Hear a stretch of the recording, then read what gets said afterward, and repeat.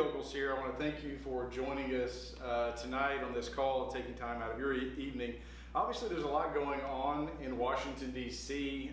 We've got the budget fight. There's a lot of talk about the border. And I'm honored to have one of my good friends and colleagues, a true champion for fiscal conservatism and then just all-around conservatism, is Chip Roy. And I would argue that you and I are probably two of the more conservative members of Congress, if not the two most conservative. But we're certainly amongst a group that's been holding the line on keeping folks accountable. So first let's start. I mean, we've had the mayor of New York cry foul on immigration. The mayor of Chicago cry foul on immigration. You've had the Dallas mayor, your home state of Texas, say, well, I'm switching to the Republican Party. Why is it so important to secure the border? Well, Andy, first of all, thanks for having me on. The link between Tennessee and Texas is pretty strong. That's right. I represent San Antonio, not quite the Alamo, but I'm honored to be here with you. And your constituents have a great warrior for freedom, and I'm proud to be in the Freedom Caucus with you and to work alongside you. Yeah, the border is worse than you can possibly imagine, and worse than you even know. And your constituents listening to this, worse than you can even see when you watch Bill Belugin on Fox or you watch any of the reports on Newsmax or anything else, because when you know the personal impact, and of course you feel it in Tennessee, we feel it around the country, but we've got so much damage happening to Texas. The number of ranchers, the number of people, the number of schools. I've had 6 kids die from fentanyl poisoning in the last year in the school district that I live in. I meet with parents who've lost loved ones. The migrants, 853 migrants who were found on ranches dead or in the Rio Grande River. 853 of our fellow human beings. I say this as a Christian, saying, how's that compassion? How's that being the nation that we're supposed to be? Meanwhile, 2 million releases into the United States, almost 2 million gotaways that we can even possibly keep up with. And it's really troubling in terms of the danger. We saw that situation in Pennsylvania where that guy got out of jail and he stabbed his girlfriend 28 times. This was a guy with a track record, a criminal history. And we saw the situation of a 10-year-old boy who died on the first day of school because an illegal hit the bus driver or hit the bus in Ohio. This is a very real situation, and we can't take it anymore. 304,000 encounters in August. We had 11,000 at Eagle Pass the night before last. One last point. The Democrats will say to you and me with a straight face on the floor of the House that the border is, quote, not open. Literally, just last night, there was a sector in Texas in which there was not one member of Border Patrol on the line on the border because they were all in buildings and processing facilities. Not one. On a 100-mile stretch of the border, not one agent. And this is the reality of what we're dealing with in Texas. Well, then I was just at the border during the August work period in Arizona. So I went to Tucson, went south to the border, and it's the same scenario there where you have, so you look left, you look right, it's just miles upon miles of fence. You can see into the distance. And when you back away from the wall or the fence about 50 yards and you start looking down the fence, about every quarter mile, our government has cut out sections. Right. And so as we're driving along the fence, there's literally numbers of points where you just walk across into Mexico, which is what I did. I got out of the vehicle, so we went down there unannounced. I was with some former military guys. They had full kits, security. We were in armored vehicles. Border Patrol was not happy that we were there. And as you're going into the area where the Federal Reserve is, there's one checkpoint on either side, right? It was not manned, to your point. There's literally a sign in the middle of the road that says checkpoint closed. So I got out, I did a selfie, took some videos. The next day, there's 30, 40 agents at that checkpoint because they realized they had a congressman on the border. Right. But so we go down to the border, and then this is also one of the sectors that the cartel controls. So much so that a few weeks ago there was a shooting amongst the cartels and military contractors that were down there with the Border Patrol, kind of backfilling, right? And so we go to that section because I wanted to see what was really happening. I wanted to see where the drug mules are coming across, wearing carpet shoes. If you don't know what carpet shoes are, if you, under this administration, if you cross the border, they just turn themselves in. So in one evening, we had 100, so I'm just a congressman, I'm with these guys, obviously we look official, but it was just short of 100 people turned themselves into us within just a couple of hour period. But the guys that are running the drugs, they have these carpet shoes on because they want to hide their prints in the desert. So the next morning, we're in this cartel controlled area, literally where the shooting had happened, and I climbed down a 30-foot bluff into Mexico, and I wanted to see the encampment. I wanted to see it for myself. And literally you find food and clothing and blankets. I found birth control, unused birth control. It's about half used, where a woman had been traveling to the southern border. She could not afford her fare, and she used border control. I mean, the border control. She used birth control pills to help pay her fare because she had to use her body. That's what's happening on the southern border. And so I don't care where you're at on the immigration issue, we've got to close it. Then it becomes a national security issue. I mean, you have all these gotaways. How many of them potentially could be terrorists? Well, and just to personalize it a little bit, in August I was sitting on some panels with some moms and dads who've lost their kids to fentanyl poisonings, and the as I told you about the migrants who are dying last summer in August, a year ago, in San Antonio, there was a tractor trailer filled with 53 migrants who died in the Texas heat. It was 110 degrees outside, and they pretty much were cooked in this tractor trailer. And then the extent to which we've had the burden on our communities, our law enforcement, our schools, our healthcare facilities. Now, lo and behold, right, as you pointed out at the beginning of the call, the governor of Massachusetts declared an emergency in Massachusetts, the mayor of New York. Suddenly these sanctuary cities, quote unquote, are going, wait a minute, what do we do? We need help. The federal government needs to give us money. Well, welcome to the party, pal. Because, Texas has spent $10 billion with a B, $10 billion of our own money on Operation Lone Star over the last 4 years just to manage the crisis. Texas Department of Public Safety, our top law enforcement, they have intercepted 420 million lethal doses of fentanyl past the border in Texas. We've had to devote a whole bunch of our resources to dealing with that. And imagine in Texas, right, in Tennessee, if you had $10 billion extra dollars, what that would mean for your schools, your roads, cutting taxes, whatever it might be. And so the impact's real. And look, the bottom line is, just for everybody listening, avoidable problem. Yeah. We could end it almost overnight. And the way you do that is what we did in H.R. 2, the border security bill that Andy and I and conservatives drove the train to pass here in Congress. A direct consequence, by the way, of our work to make sure in the speaker's deal that what we call the Texas border plan that we had defined last summer was the elements of this bill. But basically it would say that if you're Border Patrol, you would have laws that were now reflecting our desire to actually secure the border. People would either be detained fully while some claim they have is being processed, they would be an expedited removal, or they would be left in Mexico, remain in Mexico. That's it. Those are your options.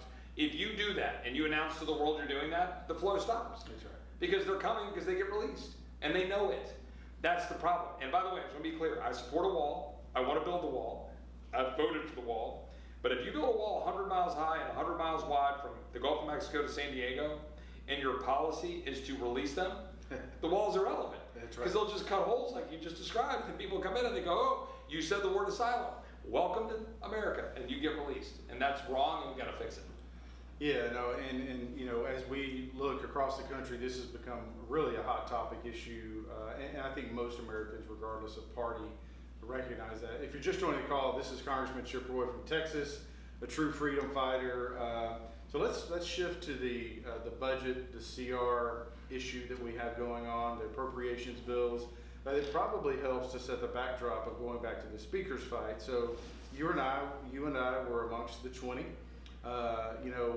As a freshman, to be witness and a party to that was really unique. Now here we are, you fast forward to this appropriations process, and I've had the privilege of spending a lot of late nights with you on negotiations and getting into the weeds on some of these policies.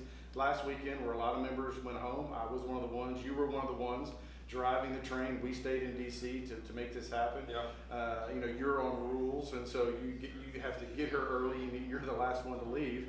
And so walk us through what this picture looks like. It seems like we're headed towards a shutdown. It should be noted, payday for federal employees is Friday. Wow. And so, which is tomorrow. And so folks will get paid, and the military payday is tomorrow as well. So they will get paid through roughly the 13th. And so we do have a little bit of time to fix this, but it seems at this point, from a freshman's perspective, a fairly Herculean task. Well, when I came into Congress in January 2019, we were in a shutdown. So my first day on the job was in a government shutdown, and that was true well into February. I don't remember the exact date when it ended. You'll remember that one was when President Trump was in office, and we were battling over the border then. And it was wall funding at that point. Well, just take a step back for a minute. One thing to know, like when we were engaged in the speaker's battle that Andy just described, one of the many things that we were fighting for was restoring regular order because the House of Representatives has been broken for so long. I'm 51 years old. In my lifetime, over the last 50 years, only 4 times has this body passed the 12 appropriations bills on time and gotten them accomplished. That's crazy. So what has happened over the years, and through this weird evolution that we don't have enough time to get into, is that you have packages of bills put together. They get done usually in leadership offices. Sometimes they're done in part, and you do a appropriations bill for maybe defense or 3 or 4 other things, Homeland Security, maybe it's commerce or something, and then you do a continuing resolution from part of government. Sometimes you just do a continuing resolution. Sometimes you have, and this is important from Andy's and my perspective, last December, the Democrat-led House of Representatives, while we were in the lame duck after we had won the House in November, that Democrat-led House joined with 17 Republicans in the Senate, joining with Democrats, to jam through a $1.7 trillion omnibus spending bill. They didn't go through regular order. They slammed all these bills together, and they included $47 billion for Ukraine, among other things. That's the way things work in the swamp. Yeah. That's what Andy and I were fighting in January. That's what we got promises from the speaker to change. And let me diverge for 1 second to say that has been both very successful in the personnel side, putting Chip, Ralph Norman, Thomas Massey on Rules Committee, putting conservatives on the Appropriations Committee, putting conservatives on other places of influence and committees that are important, financial services and others. But where we have failed is in the result on a couple of these policy fronts, like raising the debt ceiling $4 trillion without getting true reforms. So now we're staring down the barrel of a possible shutdown. I want to be clear to all your constituents listening to this. This shutdown is being driven by a swamp that, 1, doesn't want to change the way it does business, and 2, a complete resistance by our Democrat colleagues, the President of the United States, to secure the border of the United States, among other things. That's it. Bottom line is, if Chuck Schumer would prefer not to shut down the border and rather shut down the government, that's on Chuck Schumer. That's on Joe Biden. We're trying to change things here, and pretty much we have pretty simple requests. Cut spending, secure the border of the United States, end the wokeness at the Pentagon so they can get back to its mission first, and let's go knock the weaponization out of the Department of Justice. That's what's driving most of our work every single day here, and we're getting a lot of pushback from the White House and Democrats in the Senate, and unfortunately, a few of our own Republican colleagues. So we're working through it. We have bills tonight in the appropriations process that we hope to pass. We'll see. It's tough. And I will say this one thing, it's not an excuse for the speaker or anybody else. We only have 221 members right now. One is resigned last week because his wife unfortunately is sick. And if we have a couple people out, we have somebody out sick this week, if you have 99% agreement, you still might only have 216 votes. So it gets real thin real fast to do our job, and so we're working hard as a team to try to do that across our different views of 221 members in the Republican conference. Yeah, and so part of that process, and for all of you on the call, this is Congressman Chip Roy, obviously Andy Ogle's here, and so for me being the new guy, so last weekend I stayed behind, you stayed behind, because I felt, Same. it was one of these, I knew it was going to be almost impossible to finish. And I felt like that you and I, and quite frankly our entire caucus, should stay and work on it. So I did. And then I rewind, and you can't litigate the past, but in July, those last few days of that month, we're about to have our August work period.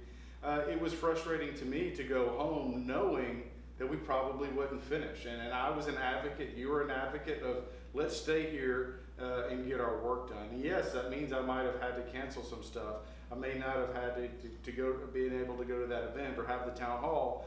But for me, it's like we could have done this on time, and now our backs are against a wall. And look, like Chip said, you know, the Senate was never going to accept in full form what we passed. But that being said, it would have started the negotiation. So my hope is tonight we've got Department of Defense, Homeland Security, we've got State Department. State and Foreign Ops, and then Agriculture. If I had to make a prediction, which is always dangerous, I think we can get 3 of those. If we cross our fingers, maybe 4.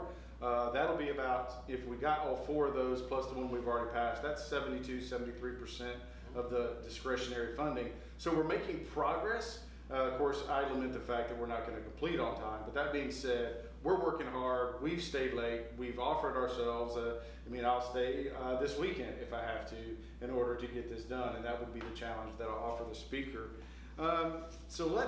What do you think, you know, obviously we've got the CR. Obviously we have the budget debt impact of housing and accepting all these immigrants. Where are we at with the debt, and why is that a problem? Well, and as you know, and as your constituents know, I mean, we are spending ourselves into oblivion. $33 trillion in debt, $2 trillion deficit spending this year alone.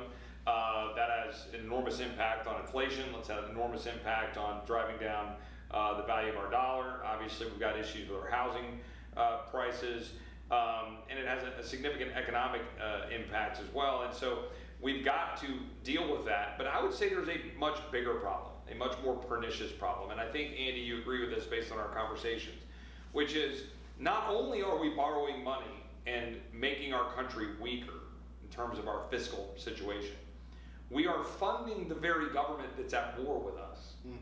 We are borrowing money to fund bureaucrats who are completely at odds with our way of life and our desire to live free and unencumbered by government. Right? And keep in mind this. Let's say the government shuts down.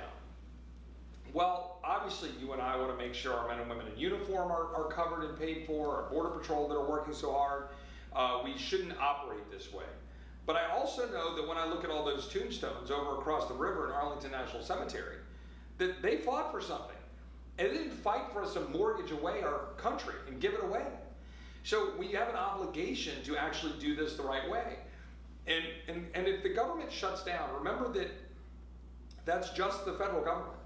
And in our constitutional system, that's supposed to be a very small fraction of our engagement in our lives. 50 state governments, they'll still keep going. There's something like 3,000 county governments. There's something like 20,000 city and municipal governments. There's something like 12,000 independent school districts, right? We have a federal system of government, meaning federal. We have states and localities. So everybody says the government's shutting down. The vast majority of government will continue. Yeah, I mean, highlight that because you hear the media talking about, we have a budget crisis, the government's going to shut down, but like most Americans won't even notice. And first of all, it's because we have wrongly put the vast majority of government on autopilot, right?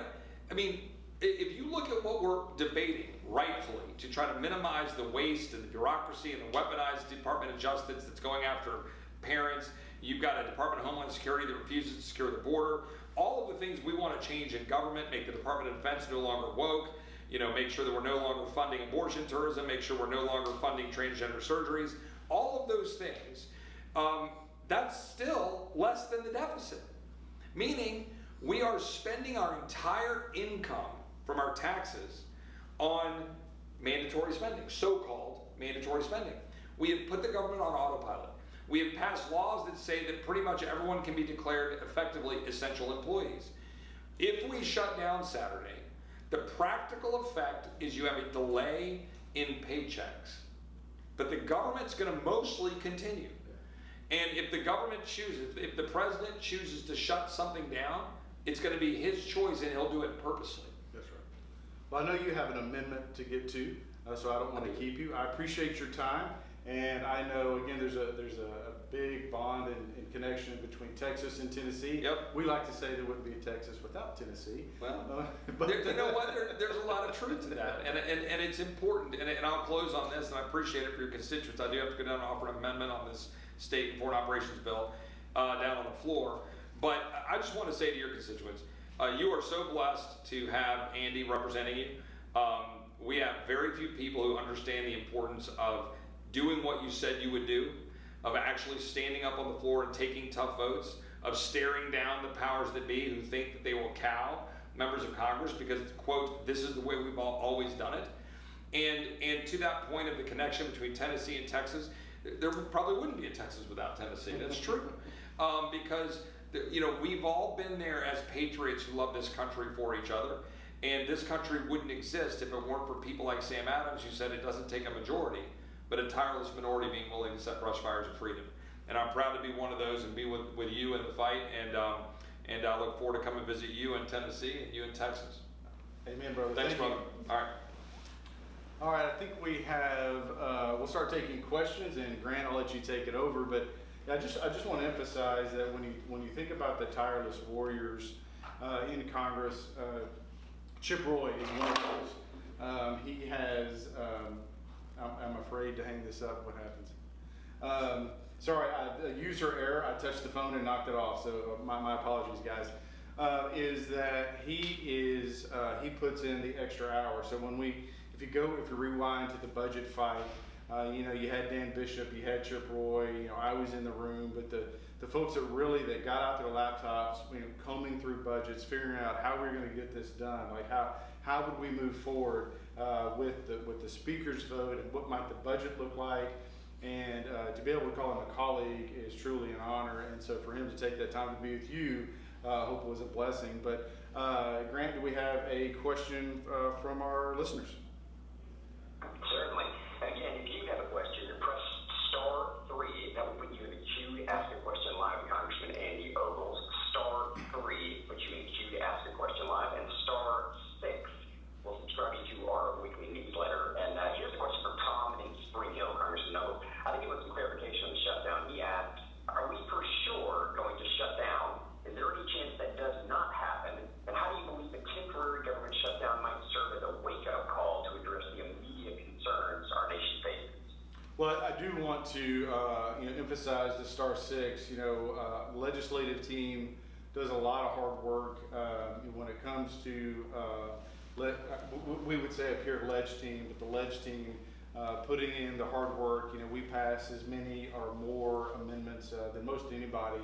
Certainly in the freshman class, but most members of Congress sponsor and co-sponsor legislation. So if you want to get updated on that, and quite frankly, we push the envelope on some of the issues as we try to correct the course of this country. But so *6, you can sign up for that. We're not going to pound you or hound you.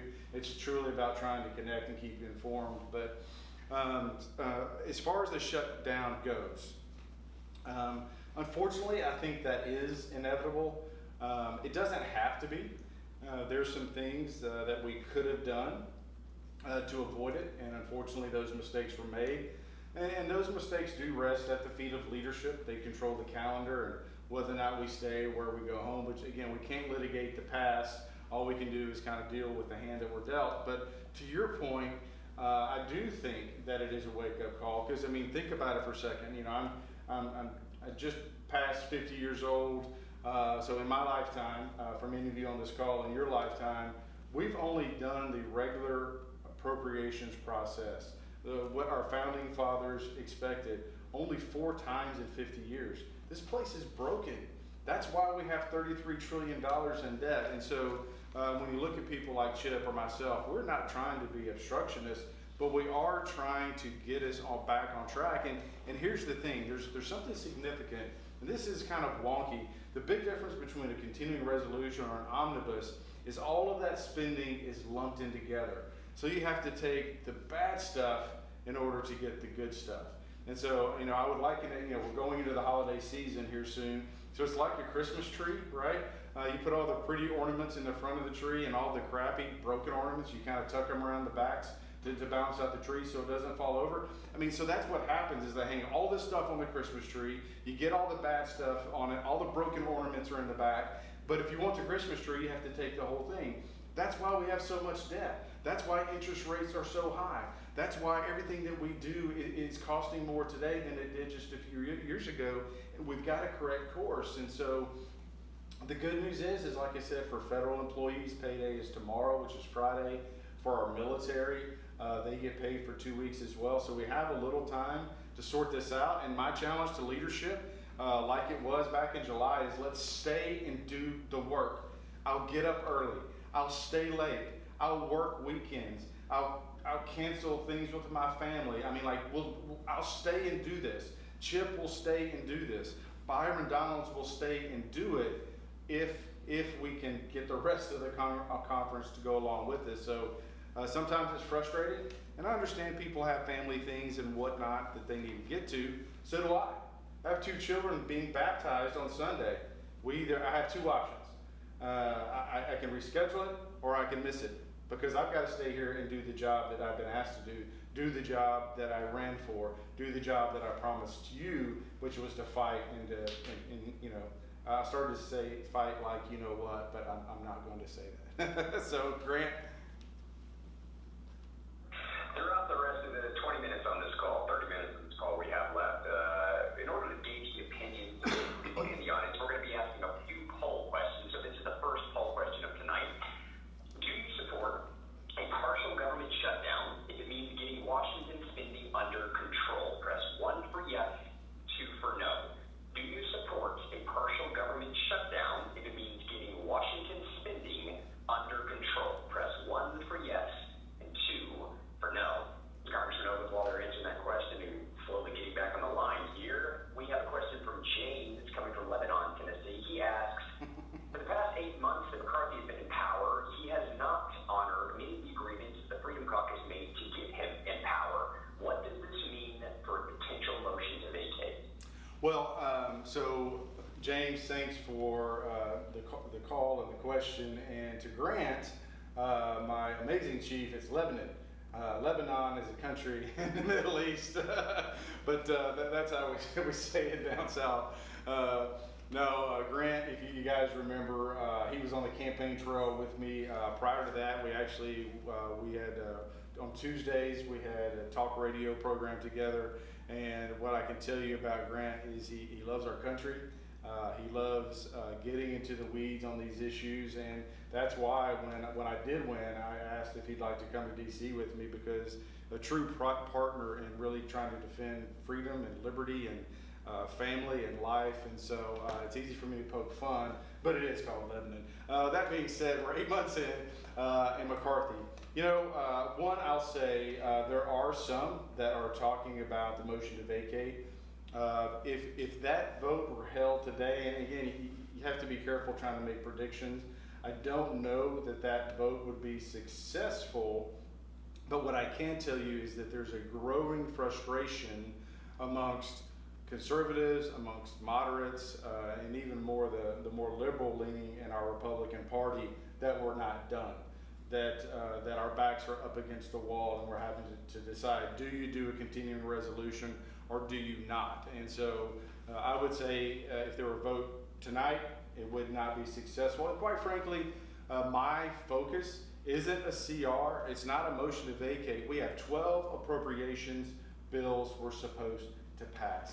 I would like to, now obviously we wouldn't do it on time, but I would like to be this to be the 6th time in 50 years that we've actually passed the appropriations process. And keeping it in mind, again, going back to the speaker's fight, the rules of the game were set. We would pass 12 appropriations bills.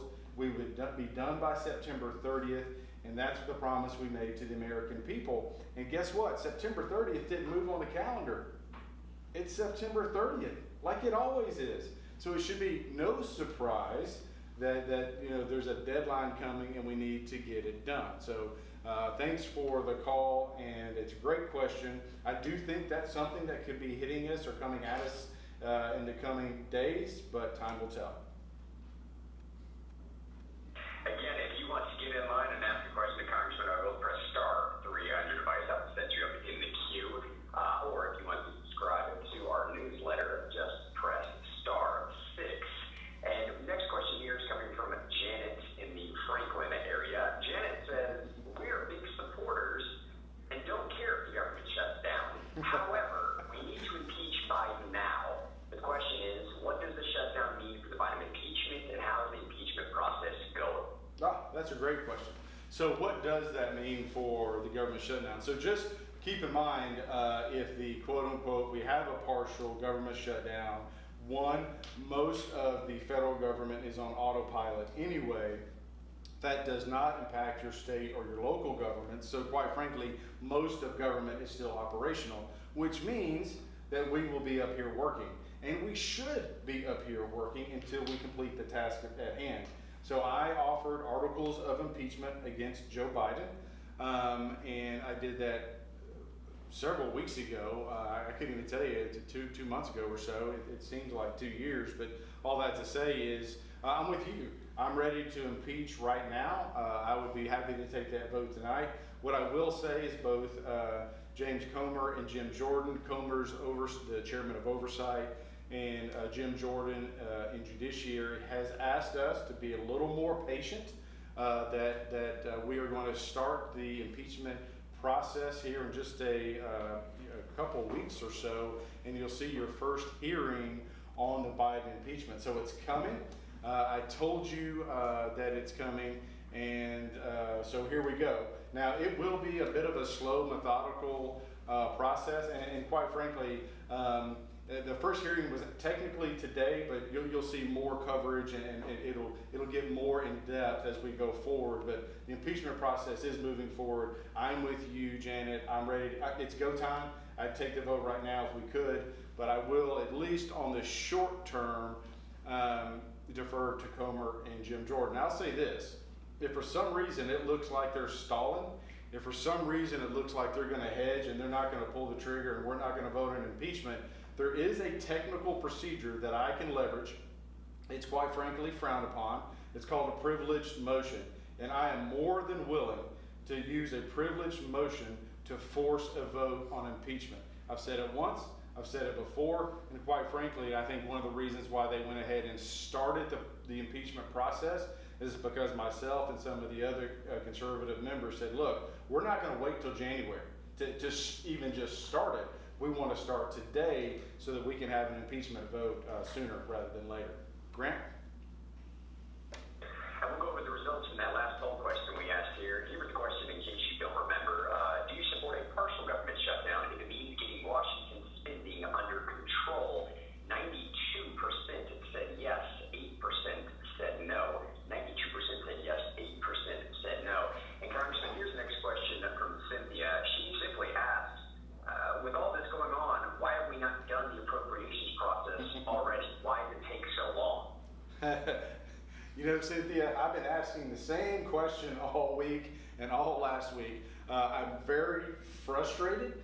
I have this thing that's called What's Up in Washington.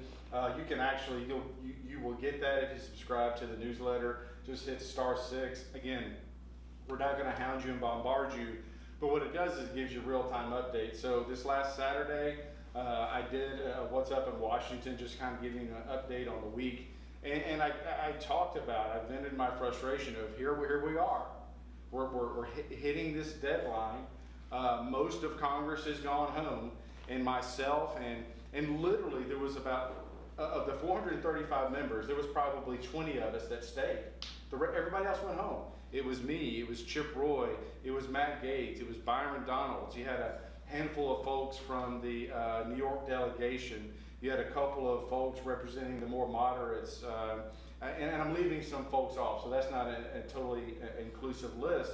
But the point is literally less than 24 people from the House of Representatives stayed last weekend to work on how do we move this forward.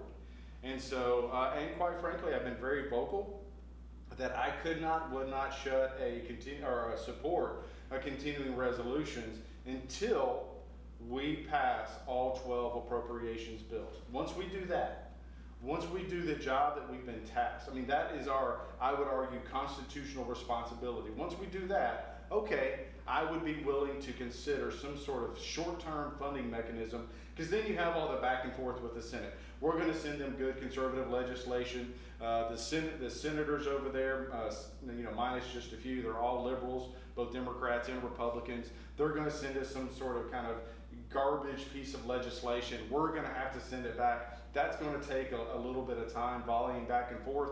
To facilitate that process, I could get there, but only and only after we pass all 12 appropriations bills. So we're going to be up late tonight.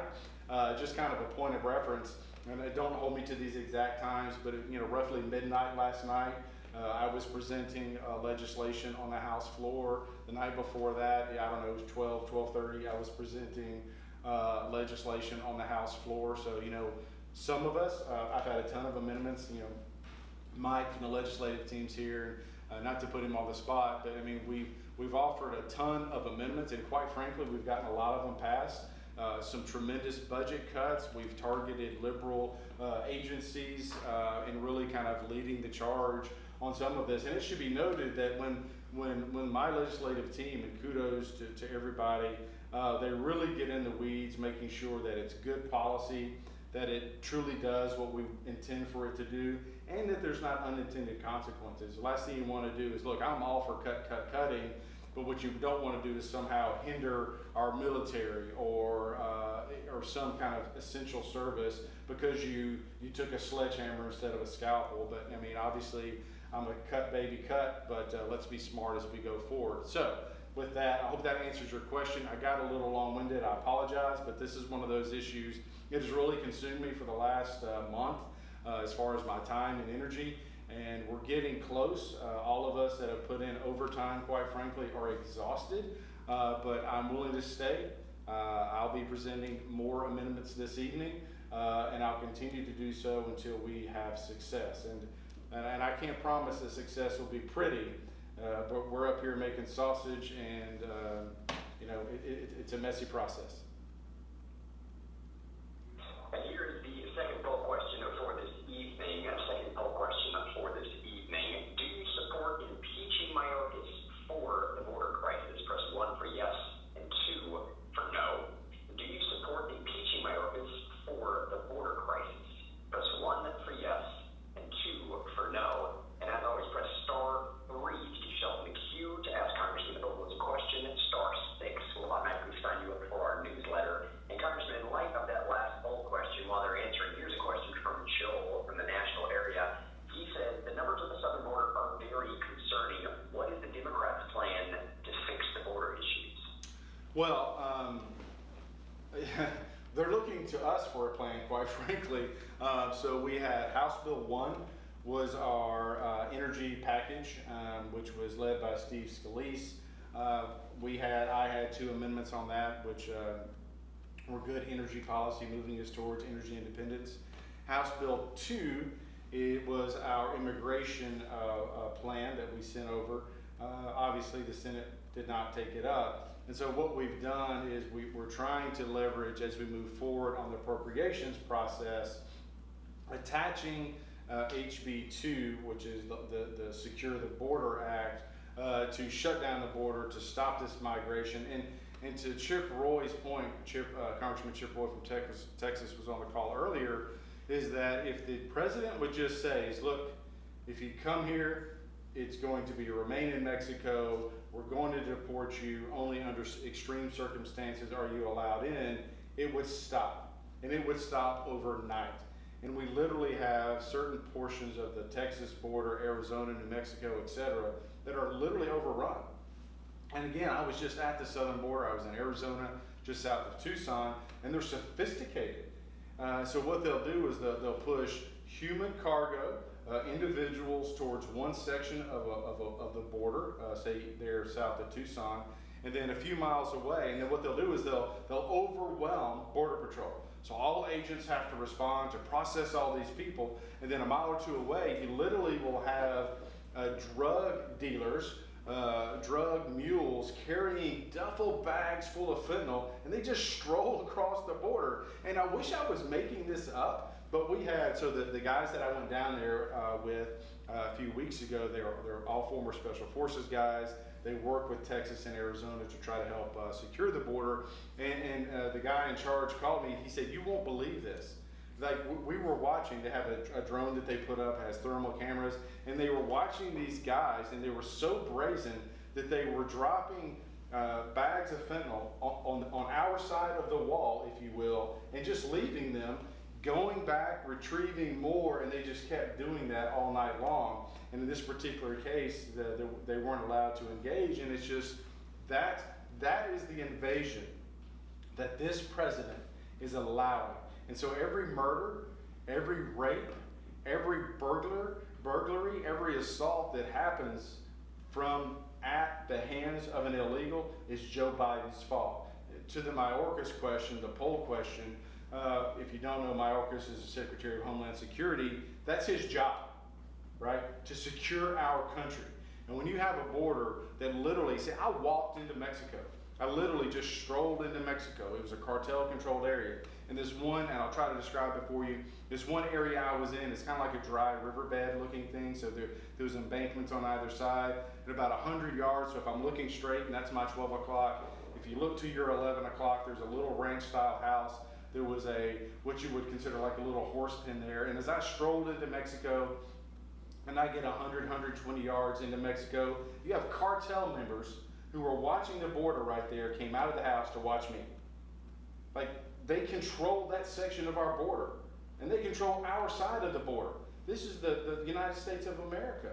Are we sovereign anymore when we have the cartel, the Mexican cartel controlling our border? That's an argument that you could say and argue that, hey, maybe we're not as sovereign as we used to be. So it's frustrating. We are pressing, we as conservatives, we as the Republican Party, most of the Republican Party are working to shut down the border, to secure the border, and we've got to reverse these policies. I tend to be a hardliner. I don't tend to be. I'm a hardliner on immigration. I'm a no amnesty under any circumstances kind of guy. No amnesty, no amnesty, no amnesty. You came in this country illegally. You do not have a path to citizenship. I know that's a hard stance to take, but this is our country. We set the rules.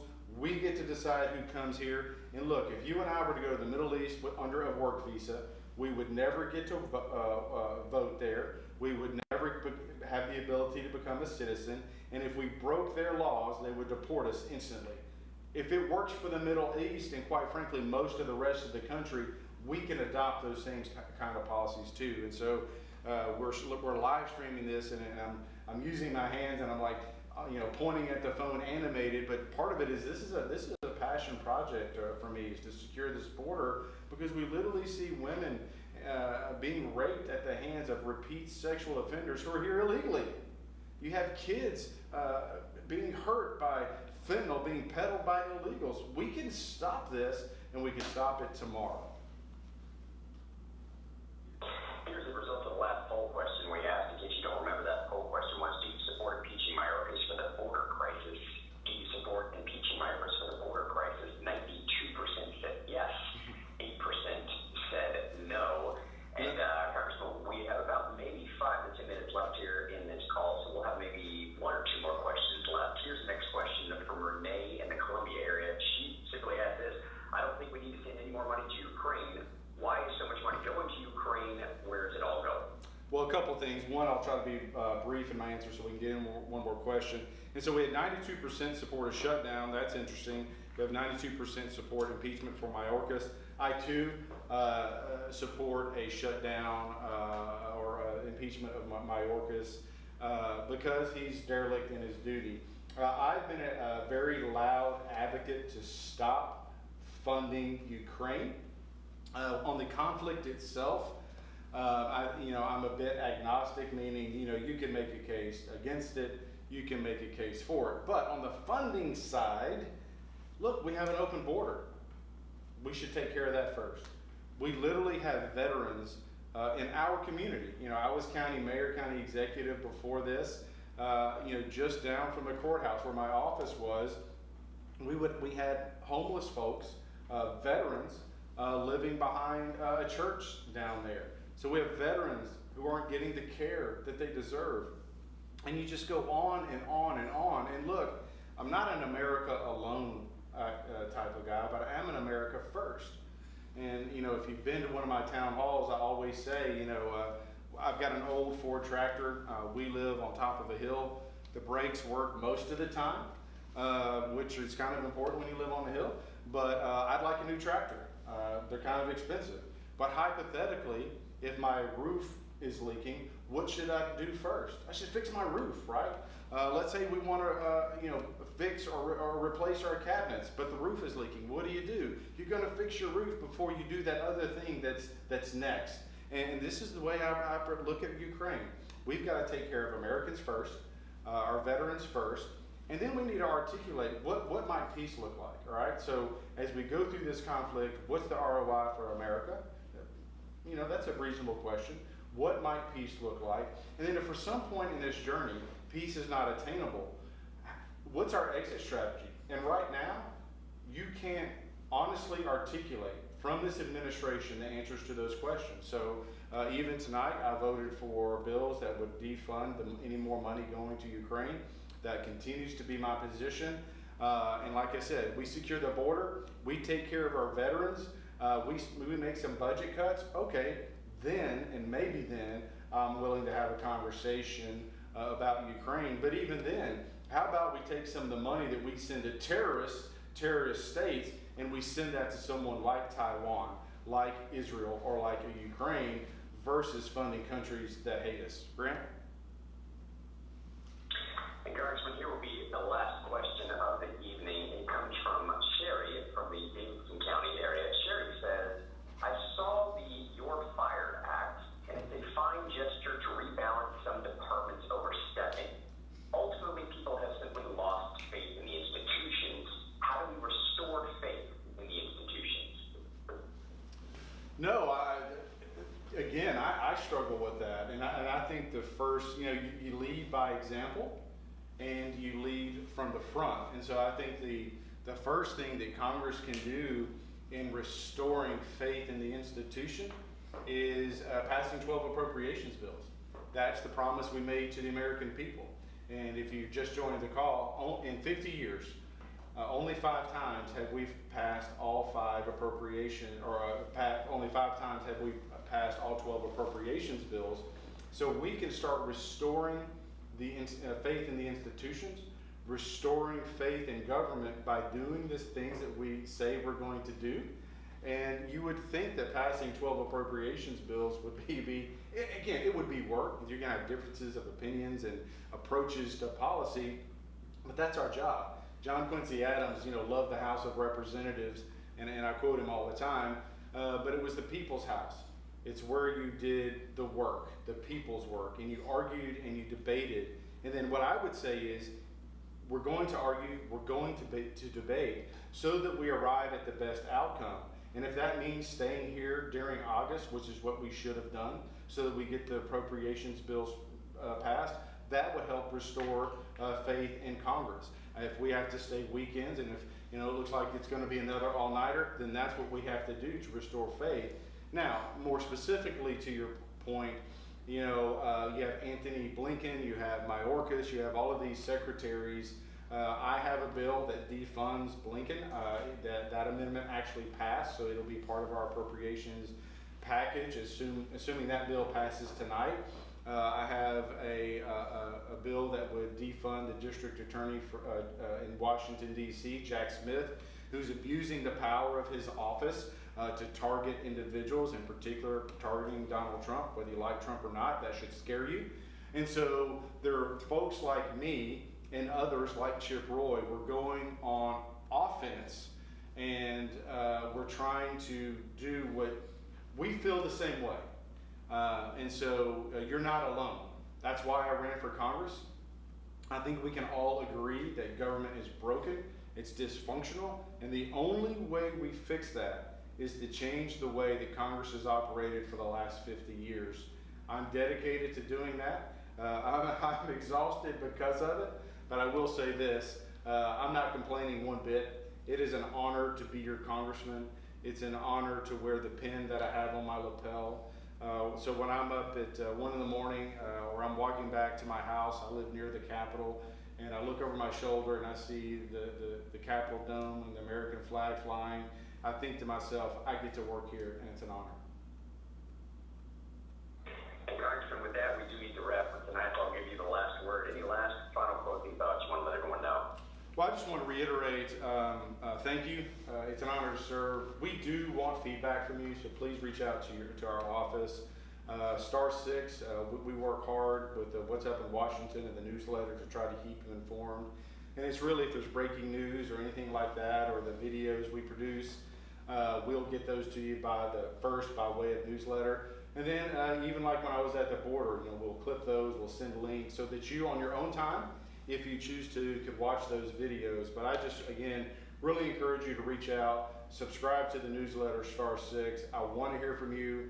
I am your advocate. I won a contentious primary and quite frankly a contentious general election, I believe, because during COVID I fought for you, I fought for our community, and I made that promise that I would do here in Washington, D.C. I'll give a shout out to my family. They're not on the call. They have homework and tests, but I love my kiddos, love my wife. It's a sacrifice to be away from them, but it's an honor to serve you. And we want to thank everyone again for joining us for tonight's Teletown Hall. Congressman